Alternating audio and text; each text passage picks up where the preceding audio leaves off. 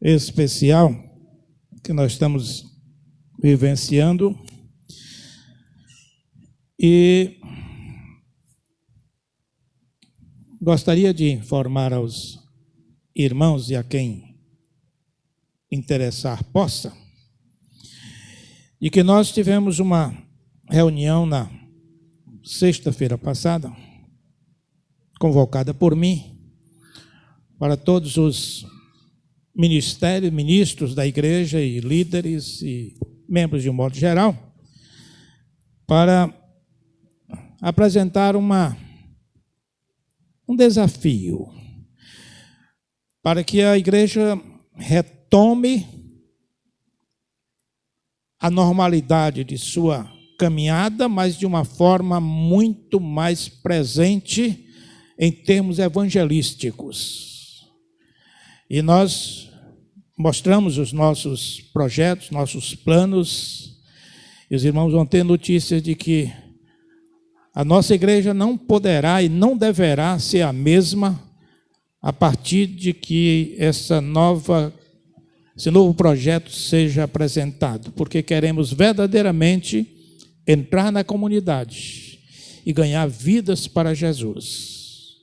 Receber os irmãos e os visitantes aqui é uma bênção, mas temos que buscar as pessoas onde elas estão, nas suas carências e nas suas necessidades. Mas, pensando em cima disso, eu imagino que, com essas novas disposições que eu espero que a igreja abrace, certamente que o inimigo não vai ficar parado. Acredito que ele, desde sexta-feira, já está movimentando alguma coisa para que aconteça diferente. Porque o inimigo não deseja que a igreja seja mais ativa na busca dos pecadores que estão nas mãos dele. Ele não quer perder ninguém. E Jesus, através da nossa vida, quer ganhar mais e mais vidas. Diante de tudo isso, eu preparei a mensagem mais difícil que eu já preguei nesta igreja. Exatamente hoje que completa 6 anos que eu assumi o ministério pastoral, dia 10 de janeiro, 6 anos atrás. E estamos num momento em que a gente precisa mexer. E um irmão me fez essa exortação depois da reunião sexta-feira: pastor, se prepare porque o inimigo vai mexer. Ele não vai se conformar. E aí, eu comecei a pensar numa mensagem para pregar hoje, e o tema que eu escolhi foi o mal a favor do bem.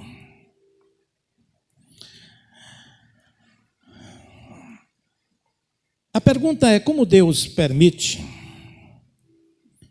que o mal traga destruição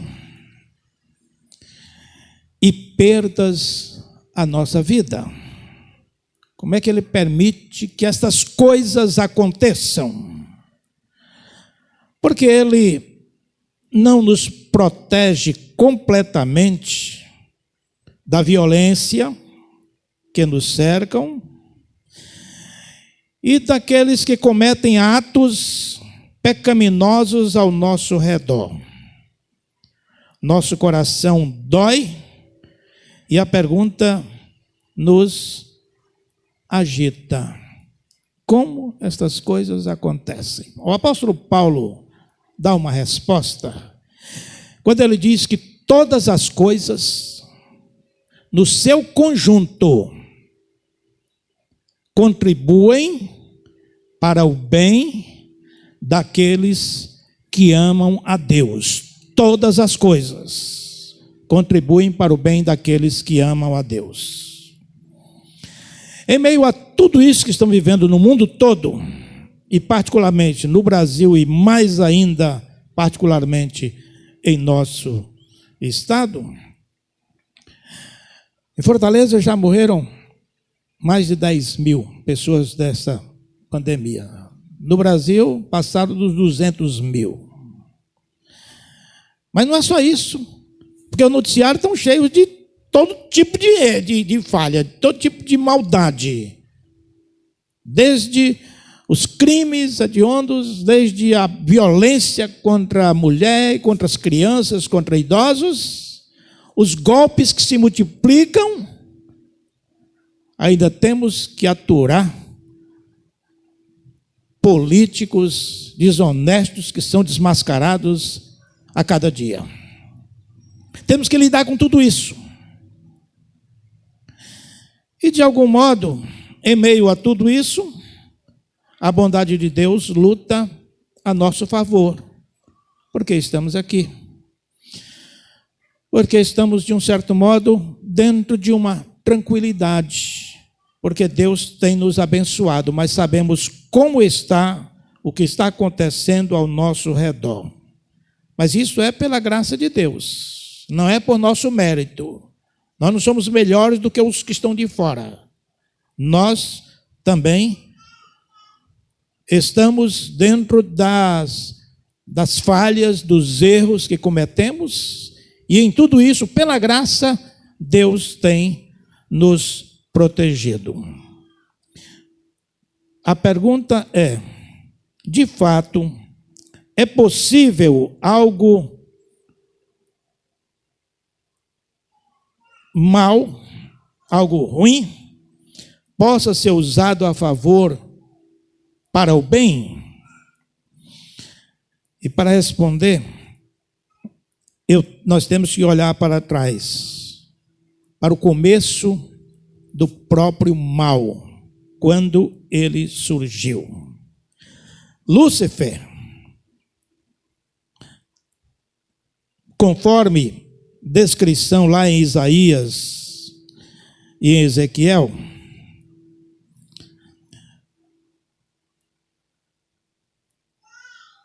descreve Lúcifer como um anjo a serviço de Deus, criado por Deus para adorá-lo e servi-lo. Mas assim como foi dado ao homem, o anjo podia escolher ter o livre-arbítrio para adorar a Deus ou não. Ou adorar, mas não servir. Que foi o caso de Lúcifer. Lúcifer não estava satisfeito em prestar adoração ao Senhor. Ele queria ocupar o trono de Deus. Ele não queria mais servir ao Senhor, ele queria ser servido. Queria ser igual, semelhante a Deus. É que esses dois textos dizem. Belo, dizem que era o mais belo dentre os anjos, mas também o mais tolo do que qualquer ser. O seu orgulho foi a razão de sua queda. Por isso, foi afastado de Deus. Orgulho. Orgulho. O orgulho a gente sabe disso, a gente convive com isso, né? No nosso dia a dia a gente conhece pessoas e às vezes nós também temos o nosso lado de orgulho, que tem que ser policiado, porque o ser humano é tendente a isso. Mas é muito importante a gente pensar um pouquinho nesta realidade. O orgulho foi a razão da queda de Lúcifer, o princípio do mal. Isaías, no texto, capítulo 14, versos 13 e 14, dá para você colocar aí, Wilson? Isaías 14, 13 e 14, vamos ver o que é que fala sobre Lúcifer nesse texto.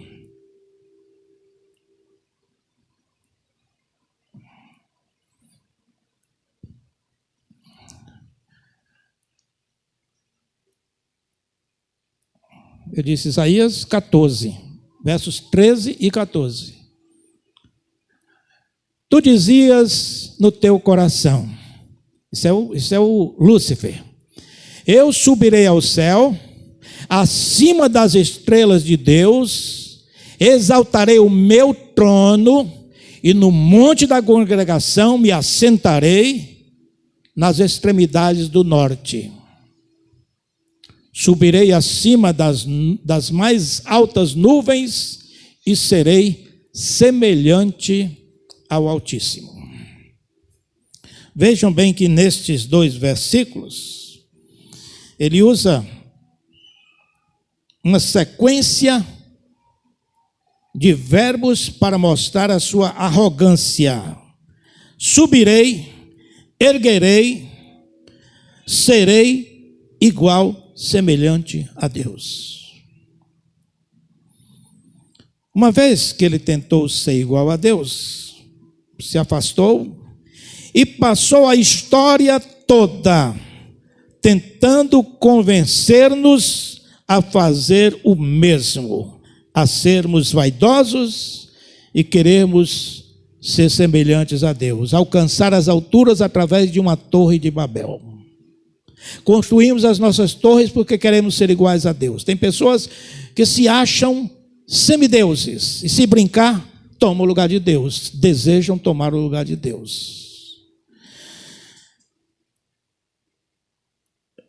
Ele começou então essa sua tentativa de convencer-nos a fazer o mesmo, a querer ser igual a Deus, quando ele foi lá no jardim do Éden a Eva para tentá-la, dizendo: pode comer deste fruto. Deus disse para não comer, sabe por quê? Porque se vocês comerem, vocês vão ser iguais a ele. E ele não quer.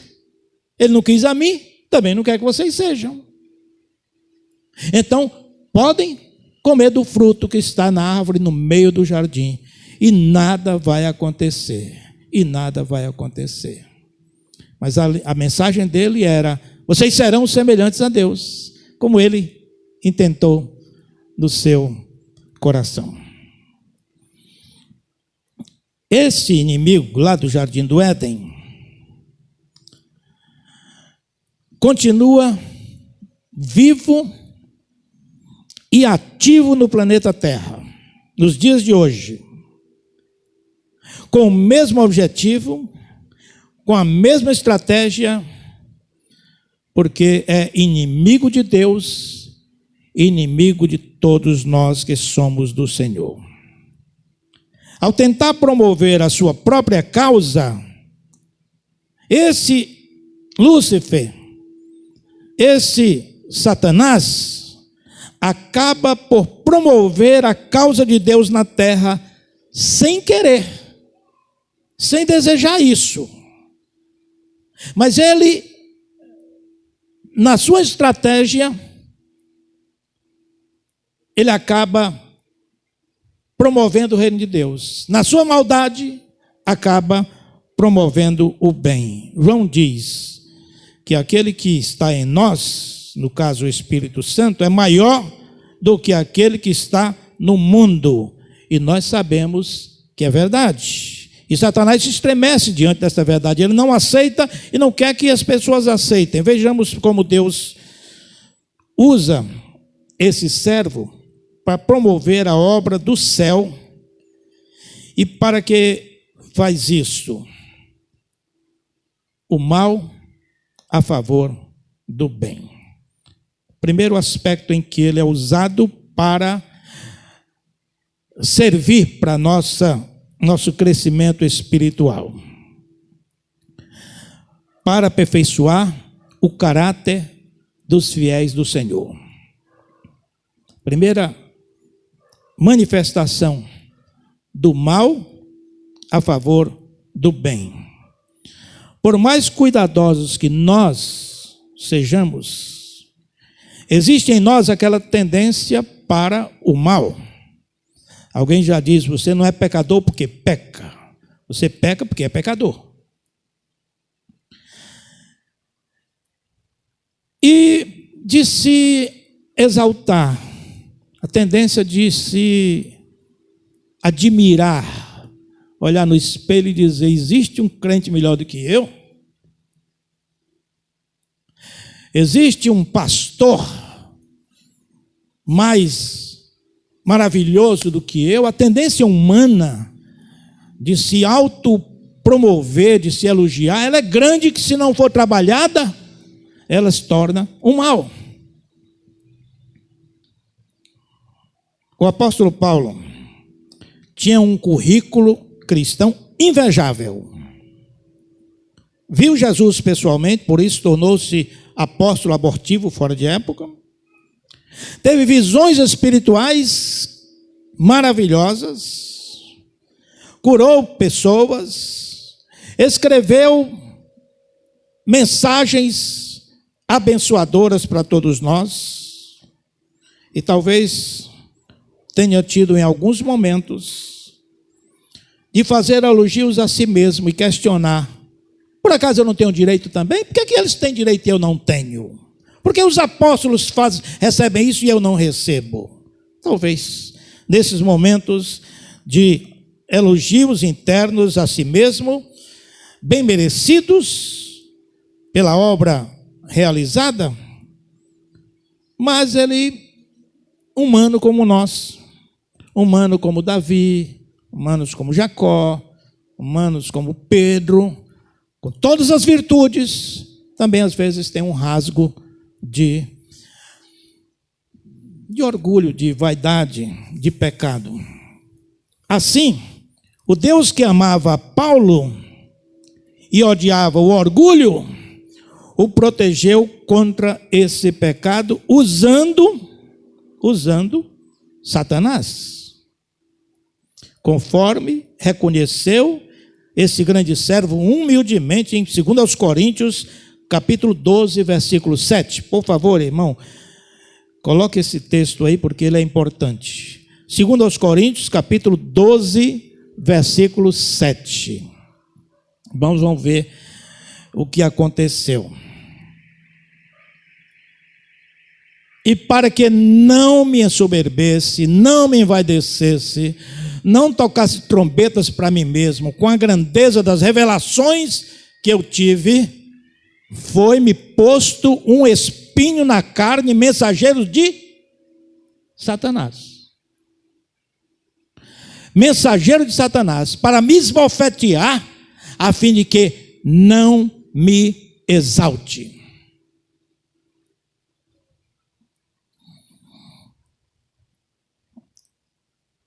E veja o que ele diz no versículos 8 e 9. 8 primeiro. Por causa disso, desse mensageiro de Satanás que está tentando me derrubar, por causa disso, 3 vezes pedi ao Senhor que o afastasse de mim.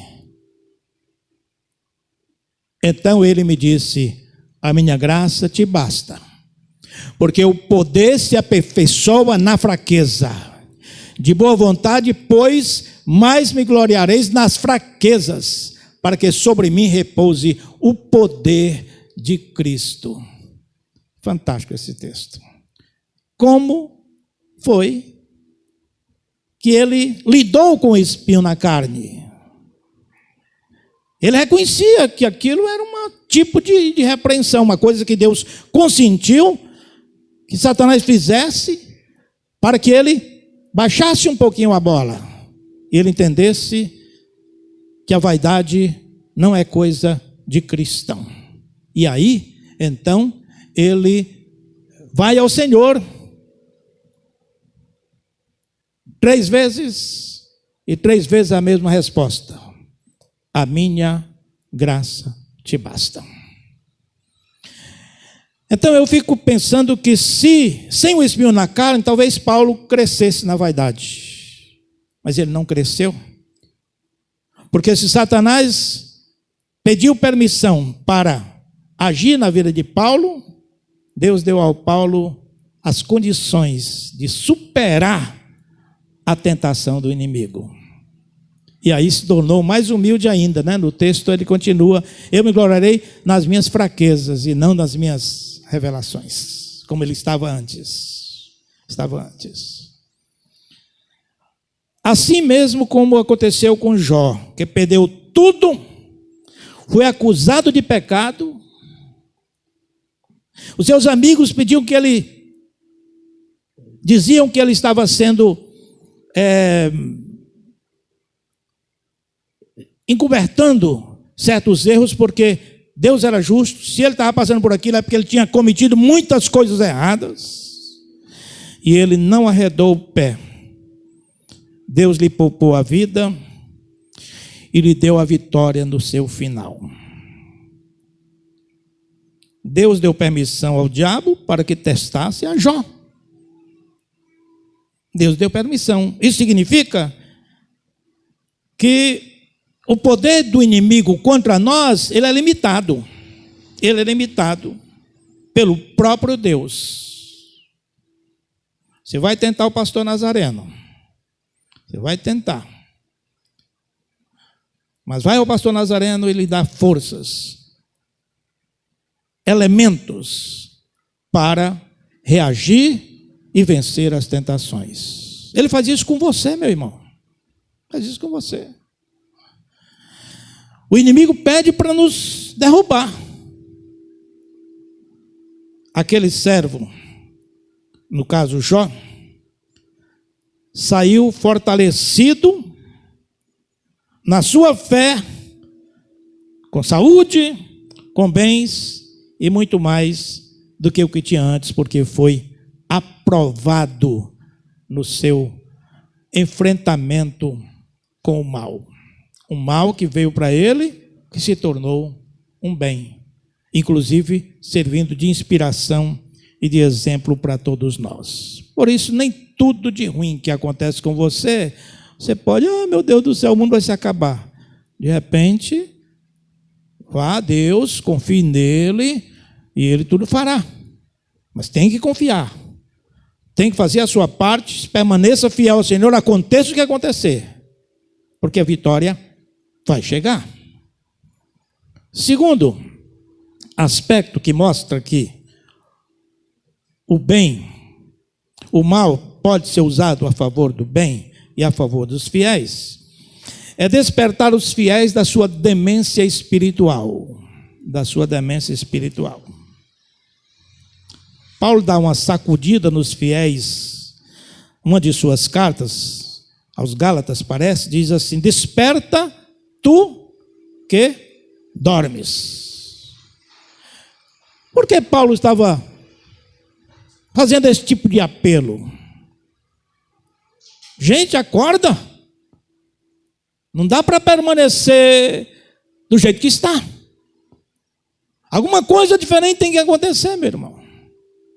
Se nós queremos vencer o mal com o bem, ou usar o mal para o bem, quando o inimigo vier, querendo que nós nos acomodemos, vamos pedir ao Senhor que nos dê força para reagirmos para uma nova caminhada agora com força, não da carne, mas com a força do Espírito Santo de Deus. Jesus precisou acordar seus discípulos que dormiam, enquanto ele estava fazendo uma oração, porque estava prestes a sofrer todo o martírio até a crucificação.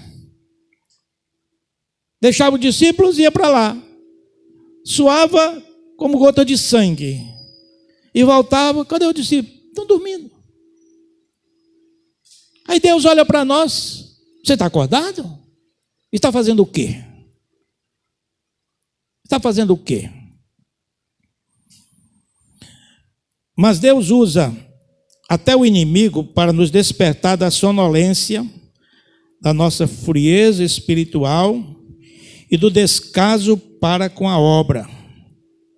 Há momentos em que o nosso coração fica tão duro e os nossos ouvidos tão insensíveis que Deus nos permite sofrer as consequências de nossas escolhas equivocadas e distanciadas da sua vontade. E a vontade de Deus, dele e não a nossa, é boa, agradável e perfeita. É o que a Bíblia nos diz. Lá, na palavra do apóstolo Paulo. Vejam bem O Novo Testamento tem um caso na igreja em Corinto, de dormência espiritual, de demência espiritual, de pecado. A igreja em Corinto era muito complicada, muito complicada. E Paulo usa da dureza com um de seus praticantes, que era um homem diabólico que estava na igreja. Aliás, eu vi uma parte do ensino do Marcelo hoje, né? Falando de como uma pessoa, nas mãos do inimigo, pode muito bem participar da vida da igreja, né? Ninguém sabe, ninguém julga ninguém sabe. Mas de repente a pessoa chega ali com intenções totalmente diferenciadas. Não está ali para servir, para adorar a Deus, está ali por algum outro motivo. Mas esse homem era praticante da imoralidade e certamente estava contagiando a igreja que já era complicada. Aí, Paulo usa com dureza na sua carta, dizendo: entreguem este homem a Satanás, para que o seu corpo seja destruído e seu espírito seja salvo. 1 Coríntios 5:5. Aliás, 5:5. Por que isso? Porque se aquela pessoa está ali, tipo a Jezabel lá nas cartas, né? Numa das cartas lá de Apocalipse, Jezabel, que estava na igreja e levando os demais a praticarem as piores imoralidades. E a igreja que permitiu isso foi certamente foi advertida. Mas o caso aqui é que entregar o homem não significa, pronto, agora você vai para o inferno. Você fez isso, vai para o inferno. Não, não é. É entregar Satanás no sentido do Satanás tentar para ele cair, quando ele estiver no fim do poço, ele fazer como o filho pródigo, cair na real e dizer: peraí,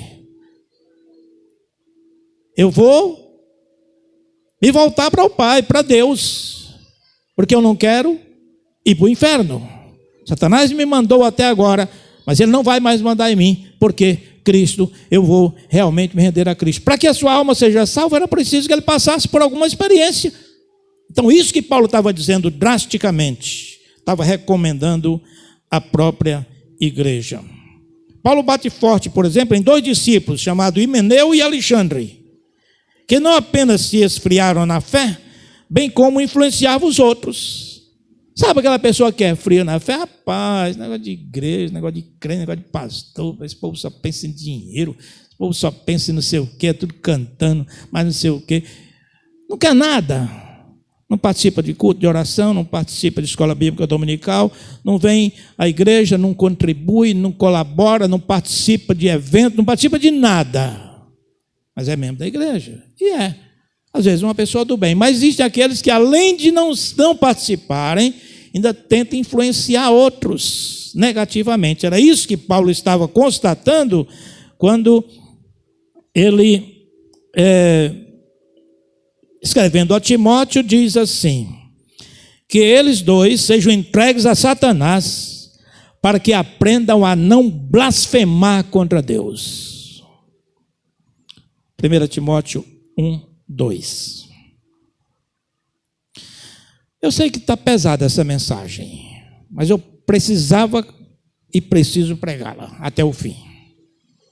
Muito difícil para mim, mas eu tenho que pregar, até porque eu não gosto de usar o termo Satanás, eu não gosto de falar em diabo, essas coisas. Tem igreja aí que só fala mais em diabo do que em Deus, e eu não tenho muita essa preocupação, embora alerte contra o mal, mas pregando sempre o lado positivo do evangelho. Mas às vezes você precisa mudar um pouco. Por mais trágico que pareça, Deus permite às vezes que vivamos o inferno aqui, no objetivo de nos despertar. Então aquela tentação que vem, que nos sacode, pode ser exatamente o mal, que uma vez havendo uma reação, se transforma em bem por experiência. Eu experimentei, porque uma coisa é o marasmo, sabe? Tá tudo bem, eu vou para a igreja, domingo à noite, assisto lá, o culto é legal, canto e tal. Venha, pode continuar fazendo isso, mas pergunte a Deus se isso é tudo. Se isso é suficiente. Se isso é suficiente. Será que você vai precisar de uma experiência pesada para você dizer, meu Deus, levantar-me-ei, irei ter com meu pai, direi, pai, eu pequei.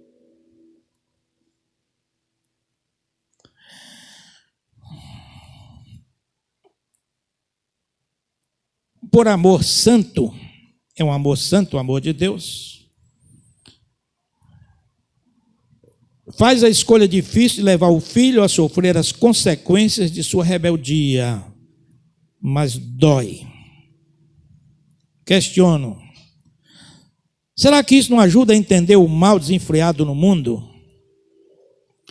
E aí eu voltando para essa parte deste amor santo, levar o filho a sofrer as consequências da rebeldia, isso é muito sério. Crentes frios geram filhos frios. A tendência é essa, pode ser o crente ser fervoroso e mesmo assim os filhos serem frios. Não vou entrar nesse mérito. Mas é uma escolha difícil você levar o filho a sofrer as consequências da rebeldia, como Deus faz conosco, porque a Bíblia diz que Deus castiga aquele a quem Ele ama. Você castiga o seu filho porque você ama o seu filho. Você não vai castigar o filho do vizinho. Não tem nada a ver com ele. Não tem amor nenhum na sua relação com ele. Mas o seu filho, você ama, você vai atrás, você corrige. Eu faço isso a vida toda, irmãos. Desde que me tornei pai. Nem sempre compreendido. O filho não entende. Às vezes, quando você repreende, o pai está pegando pesado. Às vezes precisa. Às vezes precisa. Pois bem, será que esse mal nos ajuda, por acaso, a entender esta pandemia que domina o mundo hoje, que assusta a humanidade? Será que esse mal não pode se transformar em bem, como de uma certa forma já transformou? Porque eu nunca vi tanta dedicação pelo outro, tanta solidariedade pelos outros, do que nessa pandemia, em todos os sentidos. Como a gente sofre vendo aquelas pessoas morrendo e sem ter lugar, e aqueles médicos, as enfermeiras, aquela equipe todinha correndo de um lado para outro, em corredores, quer dizer, passando por isso, alguns morrendo também. Será que isso não vai mexer com a humanidade? Será que esse mal não pode se transformar num bem para a humanidade, para valorizar as coisas positivas e boas da vida? O afastamento das pessoas, o isolamento tão necessário, dói, meu irmão, dói.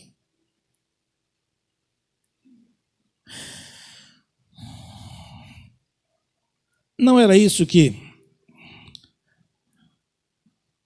poderia nos levar ao redimensionamento das nossas vidas e à mudança de uma hierarquia de valores? Aqui os valores serão os mesmos depois desta pandemia, quando voltar à normalidade? Tudo vai ser como era antes? Tudo vai ser igual? Eu acredito que não, meu irmão. Não tem como eu ser a mesma pessoa depois desta experiência com essa pandemia. E olhe que eu não tenho ninguém próximo da minha família e da minha igreja que tenha morrido por causa disso. Mas conhecidos e muitas pessoas que a gente sabe, notícia que lamenta de forma contundente. Não era isso que Paulo queria dizer aos romanos, depois de descrever aqueles que passaram a adorar a criação no lugar de adorar ao Criador? Quando ele diz: Deus os entregou às paixões vergonhosas. Deus gosta de ver a angústia de seus filhos? Não. Gostamos de disciplinar os nossos filhos? Precisamos, mas não gostamos. É como disse uma mãe: pastor, eu não vou dar uma palmada no meu filho, porque quando eu dou uma palmada no meu filho, dói mais em mim do que nele. Porque eu passo a noite sem dormir porque dei uma palmada no filho. Não estou falando dessa questão de bater. Se uma palmadinha não faz mal a ninguém, porque Deus fez tudo certo. Até o lugarzinho para dar palmada, ele preparou, acolchoadozinho. Agora, espancamento não, porque bate cabeça e tal, aí é outra coisa. Aí é violência. Mas veja bem, eu levei palmada na minha vida. Poderia ter sido melhor, mas só isso aqui, que os irmãos conhecem. Não tenho mágoa nenhuma porque apanhei. E olha que eu não era só de palmada, não, apanhava de cinturão. Dói no pai quando tem que disciplinar o filho, mas precisa.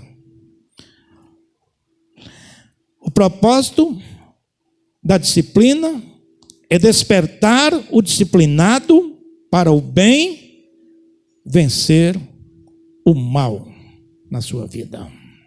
Esse é o propósito. Meu filho, estou fazendo isso para o seu bem. O mal veio, você praticou, agora eu vou usar este mal para aperfeiçoar o seu caráter. Lembre-se de José, falando aos irmãos. Olha o que José diz. Vocês, isso depois de tudo que aconteceu, que ele se tornou lá o homem forte lá no Egito, ele foi ajudar a sua família, e ele diz assim para os irmãos: vocês planejaram o mal contra mim,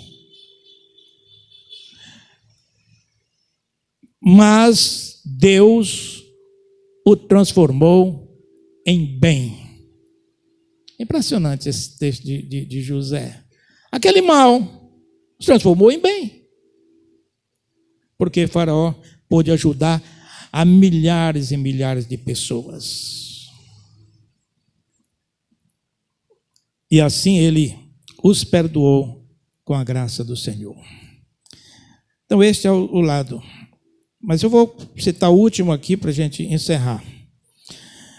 A última possibilidade do mal a favor do nosso bem é em relação ao aperfeiçoamento da igreja. Jesus disse que nem as portas do inferno prevaleceriam contra a sua igreja, que é o seu povo. Sim, somos nós. Não é a igreja templo, é a igreja comunidade. A igreja no sentido demográfico. Mas ele não prometeu blindar a igreja, como alguns pregam, sem a mínima vigilância espiritual, sem a mínima dependência de Deus pela oração. Está blindada a igreja.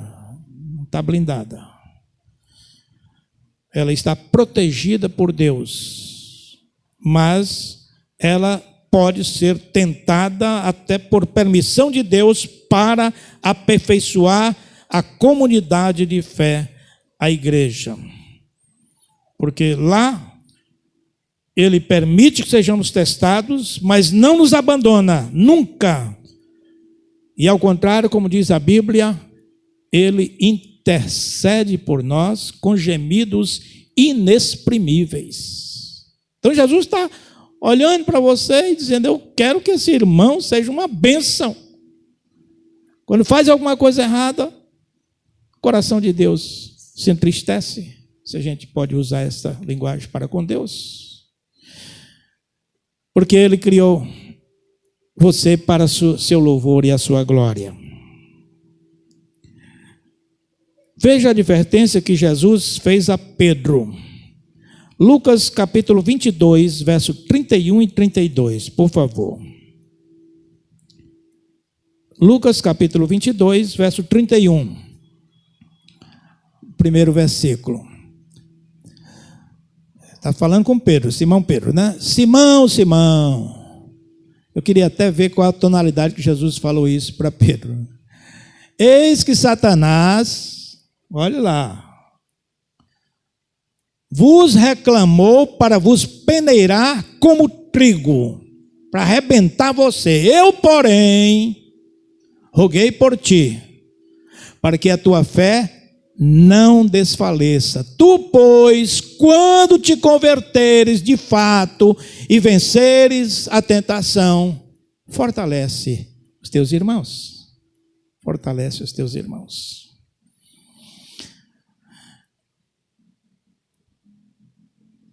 Exatamente isso.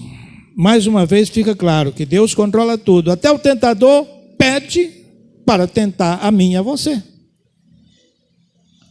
E Deus permite, Ele dá as ferramentas para você vencer. Ele não permite que você seja tentado além das suas possibilidades de reação.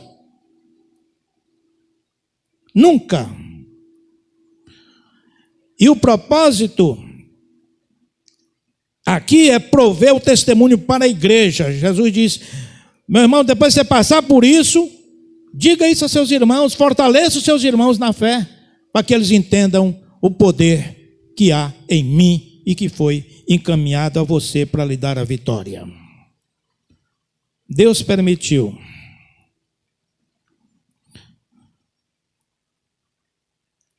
Orou por ele, ficou ao seu lado, dando-lhe suporte para a vitória contra as ciladas e as tentações.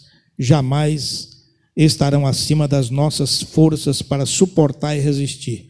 Temos as ferramentas de Deus que eu li no início do culto, que Paulo fala lá em Efésios no capítulo 6.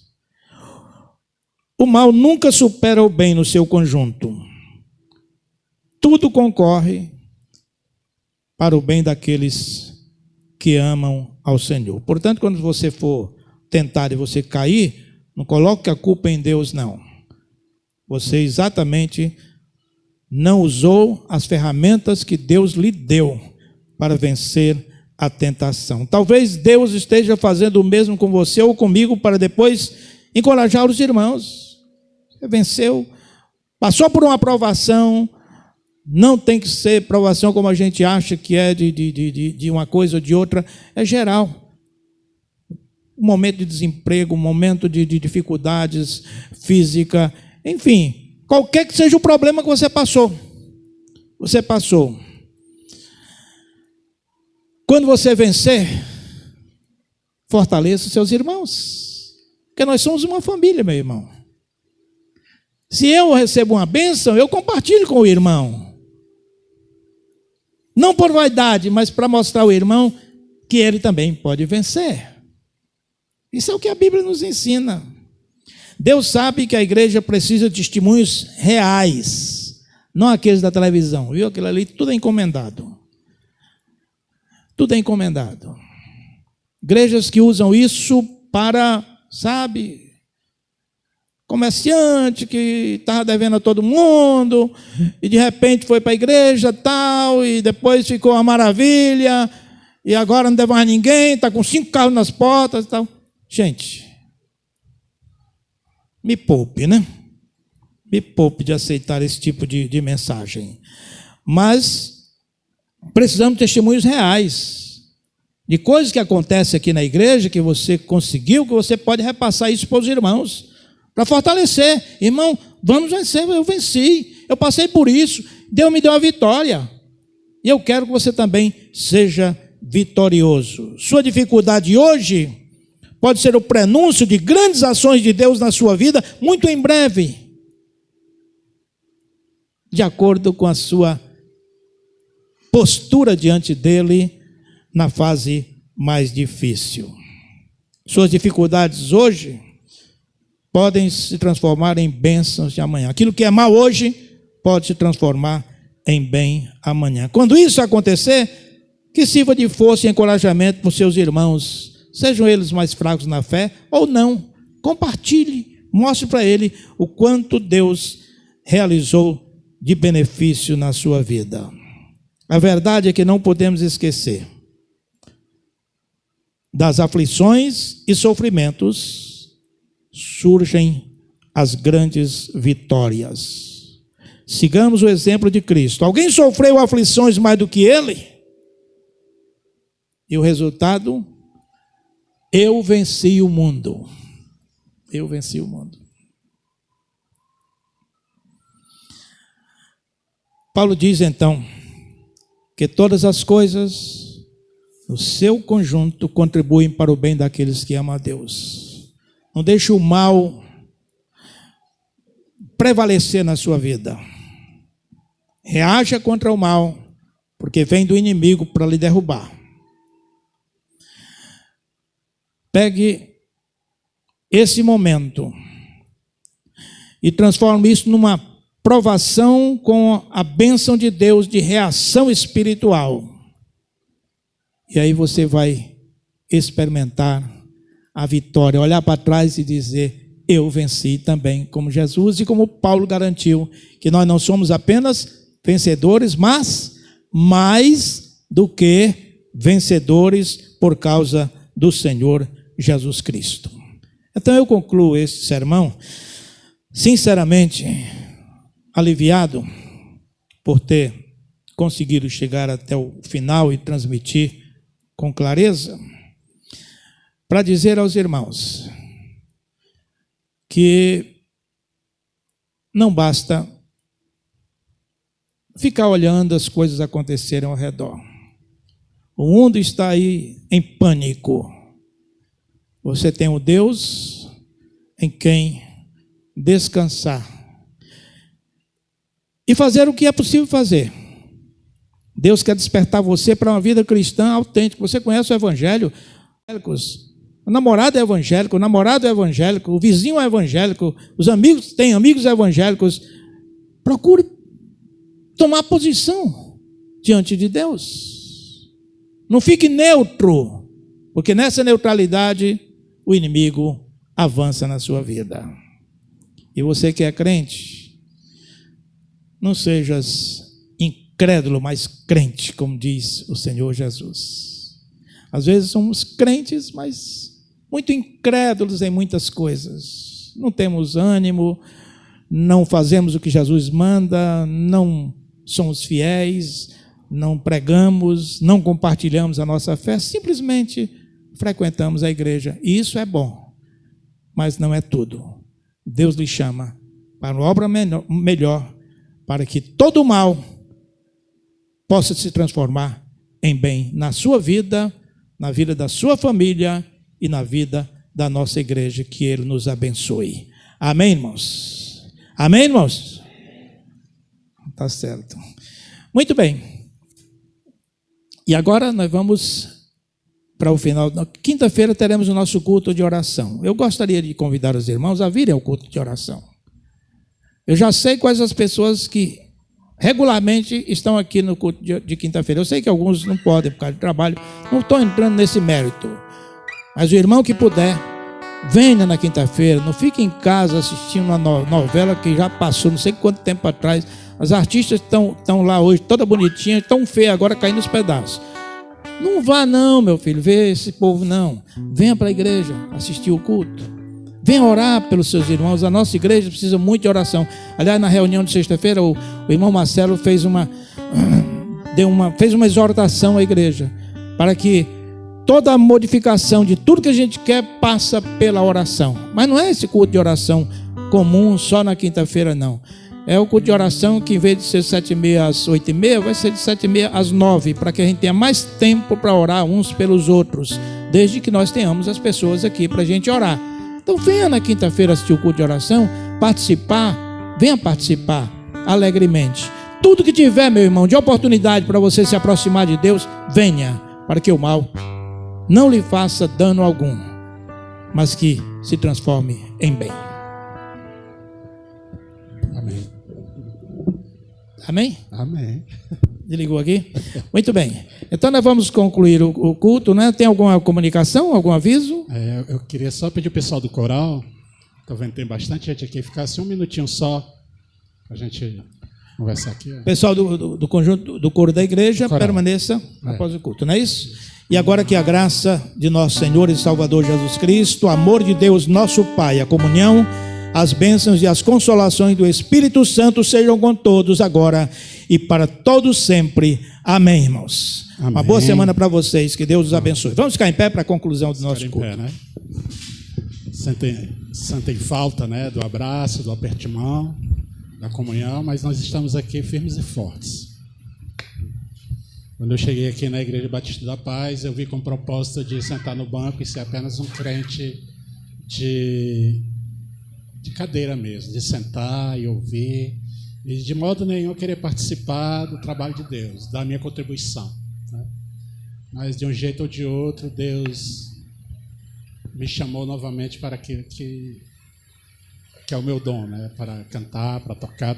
Talvez eu não seja um dos melhores instrumentistas, nem o melhor vocalista, né? Mas se Ele chamou, eu não poderia ficar sentado, né? Porque eu ia acabar dentro da barriga da baleia lá e como Jonas, né? E ficar e sofrer. E eu não queria isso na minha vida, nem na vida da minha família, né? Se você está aqui essa noite, se você está com esse propósito, né? Ore que Deus vai te mostrar. De um jeito ou de outro Ele vai te mostrar. Não adianta fugir da realidade, né? Porque o Espírito Santo que habita em nós vai mostrar isso para a gente. Está na Bíblia, irmãos. Não adianta correr. Se Ele mandar você correr, eu estou te avisando, vai acabar dentro da boca da baleia, né? Dentro da barriga da baleia. E o sofrimento, ele parece que não vai terminar, né? Enquanto você não obedece, você vai continuar sofrendo. Então, a gente está aqui na igreja, a gente busca, a gente procura, a gente ora, a gente participa, né? A gente tenta crescer espiritualmente, porque a busca do crente deve ser essa, crescer espiritualmente. E saia daí, irmão, sai do banco. Sai daí, venha participar junto com a Igreja Batista da Paz para a gente retomar o crescimento. Talvez essa parada, essa pandemia, tem mostrado muita coisa para a gente, né? Tem mostrado que verdadeiramente a gente tem que ser crente. A gente tem que falar naquilo que a gente acredita. A gente tem que partir para cima. A gente tem que deixar de estar sentado aqui e sair, partir para cima e orar e evangelizar, talvez começando dentro, conosco, nós mesmos, né? O crescimento aqui espiritual é cada vez mais próximo. Eu sinto muita falta. Chegar aqui na frente e pedir, irmão, se abraça, né? Vamos entrar em comunhão ao final do culto, vamos ter uma semana difícil, como tem sido a nossa semana, mas Deus tem estado conosco. Então eu faço um apelo para você nesse momento. Você está aí perto da sua esposa, perto da sua família, pegue na mão dele, né? Você está com ele, não vai ter problema, né?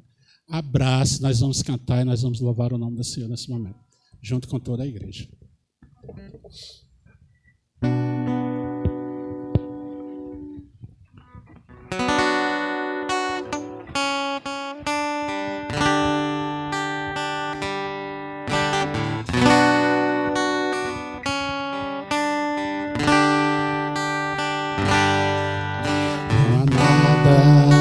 Que possa derrotar tudo que o Senhor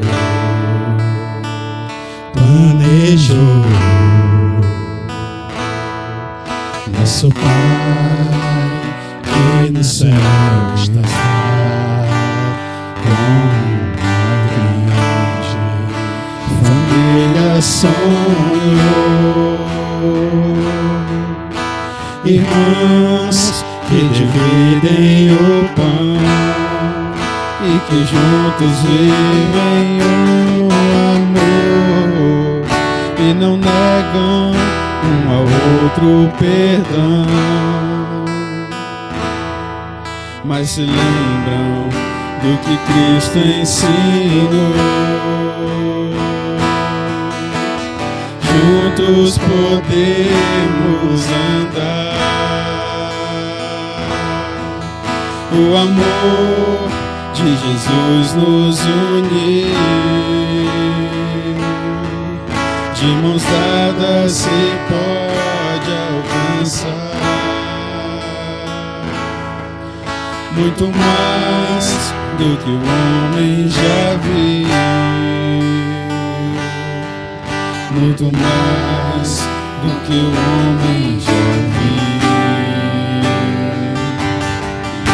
Não há nada que possa derrubar tudo que o Senhor planejou. Nosso Pai que no céu está, com uma grande família sonhou. Irmãos que dividem o pão e que juntos vivem o amor, que não negam um ao outro perdão, mas se lembram do que Cristo ensinou. Juntos podemos andar, o amor de Jesus nos une, de mãos dadas se pode alcançar muito mais do que o homem já viu. Juntos podemos andar, o amor de Jesus nos une, de mãos dadas se pode alcançar muito mais do que o homem já viu, muito mais do que o homem já viu.